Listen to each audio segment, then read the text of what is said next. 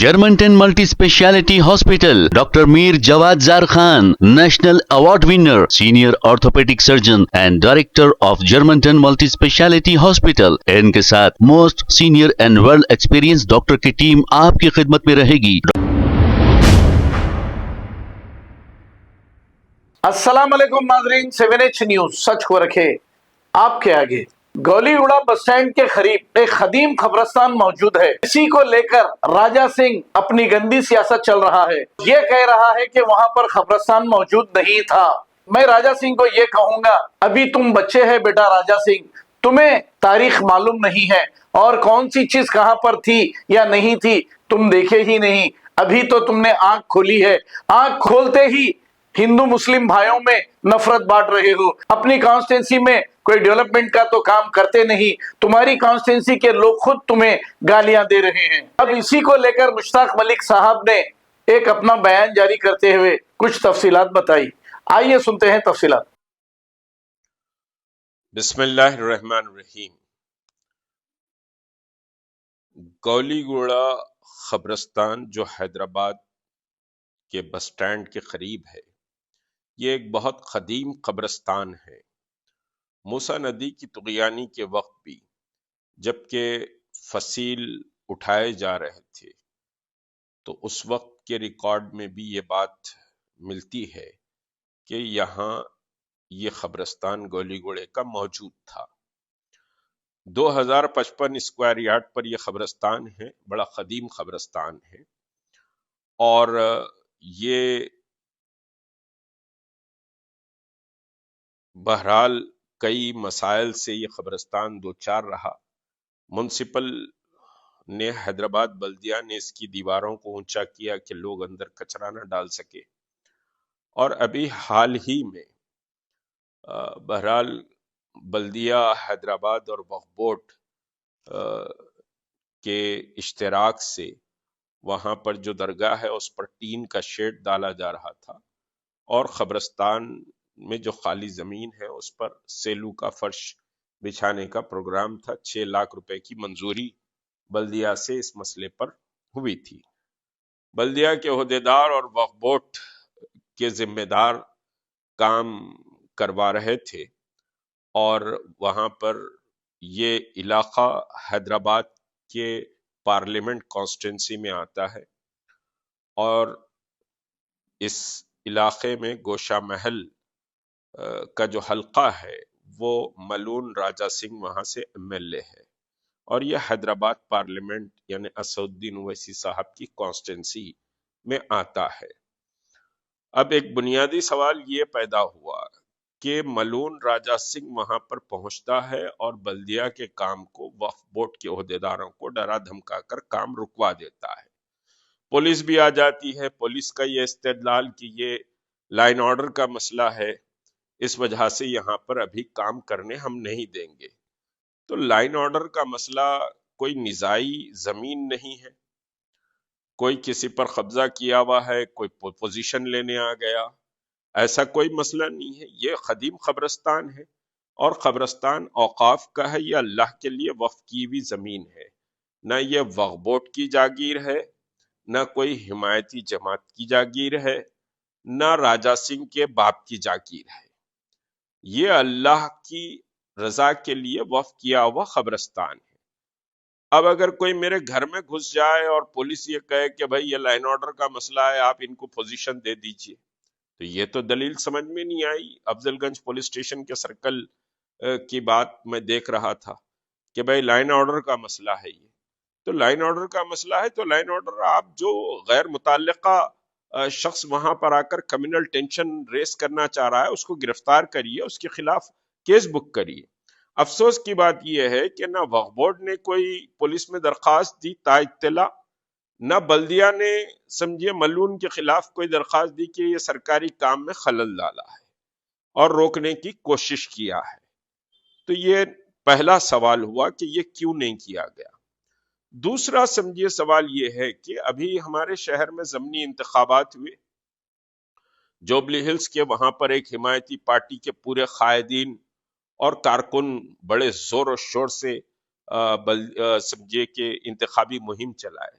تو وہ انتخابی مہم چلانے والے سورما ملون کے خلاف آ کر کیوں سمجھے رجسٹ نہیں کیے اور پولیس میں یا قانونی درخواست یا چیف منسٹر کو اس کی اطلاع یا پھر حکومت کو کیوں اطلاع بہرحال نہیں دی گئی؟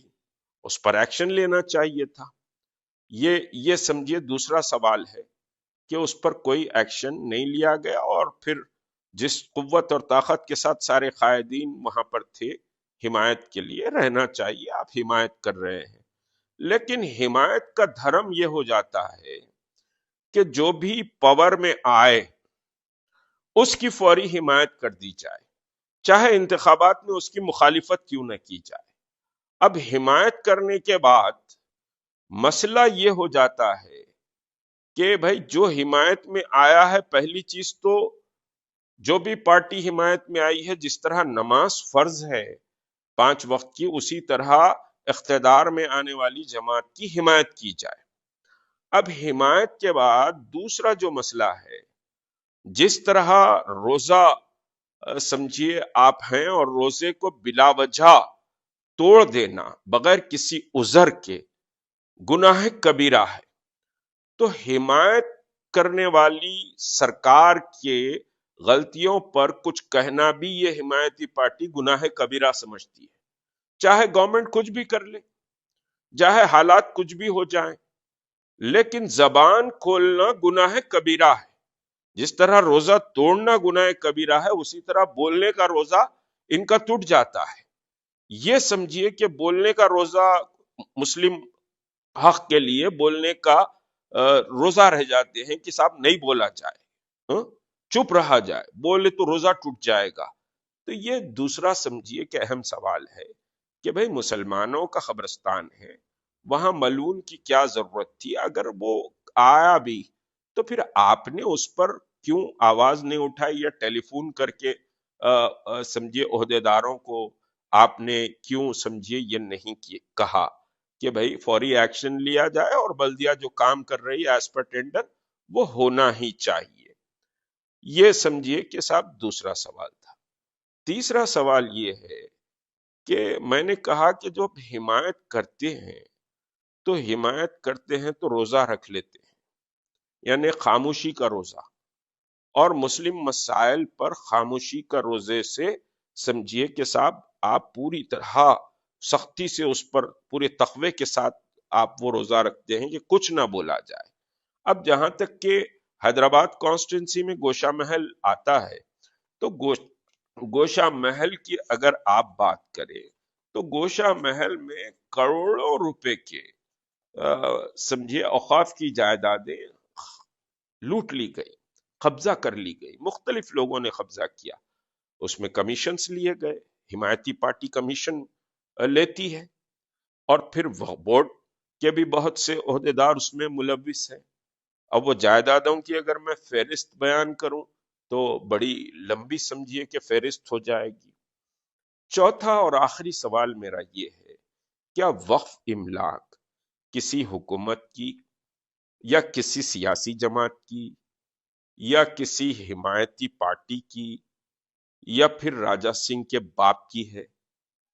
یہ وقف املاک ہمارے اسلاف نے اللہ کی رضا کے لیے سمجھیے اور مسلمانوں کی فلاح بہبود کے لیے وقف کی ہے، لیکن اس کو ایسے لگتا ہے کہ ہم وقف بورڈ پر پورا قبضہ کیے ہوئے ہیں اور یہ ہمارا اپنا رائٹ ہے کہ وقف کی تمام املاک کے فیصلے ہم کریں گے، کمیشنز بھی ہم طے کریں گے، قبضے کون کرنا ہے، ہمارے حواریاں سمجھیے کہ جو زندہ آباد مرد آباد کے نعرے لگاتے ہیں، اگر وہ قبضے کر رہے ہیں تو 7 خون معاف ہے، اور پھر اس کا کمیشن سمجھیے کہ پہنچ جاتا ہے، ہم قبضے کر رہے ہیں تو وہ تو ہمارے آبا و اجداد کی جائیداد ہے، لہٰذا ہم قبضے کر رہے ہیں۔ اب اس کا نتیجہ سن لیجئے، کوئی لمبی بات نہیں کروں گا۔ مولانا عاقل حیدرآباد کے بڑے معتبر اور معزز اور مشہور واعظ رہے ہیں، اللہ ان کی قبر کو نور سے بھر دے۔ مولانا عاقل کہا کرتے تھے، ہم مستقل سمجھیے کہ ان کو سنتے تھے، تو مولانا عاقل یہ کہا کرتے تھے یاد رکھو جو تم وقف کے قبرستانوں پر یا زمینوں پر جو قبضہ کر رہے ہو، تمہاری خبروں پر بد جانور آ کے غلاظت کریں گے۔ اب ٹھیک ہے، بہت نامی گرامی ہوں میں، اور میں قبضے کر لیا تو میرا سالانہ صاحب میری خبر پہ خوب پھول بھی چڑھتے ہیں، چادر بھی چڑھتی ہوں گی، خوب سمجھیے کہ صاحب جے جے کار بھی میری ہوتی ہوں گی، سماج میں بڑی عزت ہوں گی۔ لیکن ایک بات یاد رکھیے، اللہ کے یہ فیصلے ہیں کہ جب تم اللہ کی امانت میں تم خیانت کرو گے، اللہ کے مال کو غصب کرو گے، جو یتیموں کا مال، جو مسکینوں کا مال، جو بیواؤں کا مال ہے، ارائیت الذی یکذب بالدین فذلک الذی یدعو الیتیم ولا یحض علی طعام المسکین فویل للمصلین الذین هم عن صلاتهم ساہون۔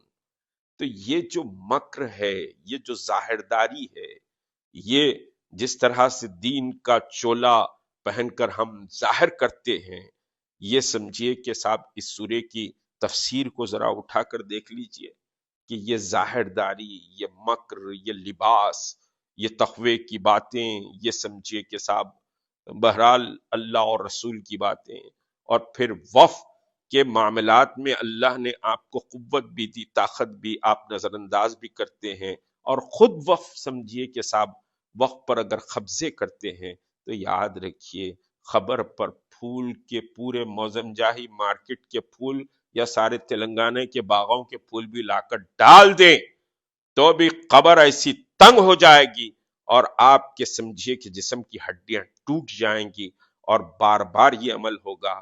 آپ سمجھیے کہ صاحب خبر کے اوپر کی چیز نہ دیکھیں، اپنے عمل کو دیکھیں۔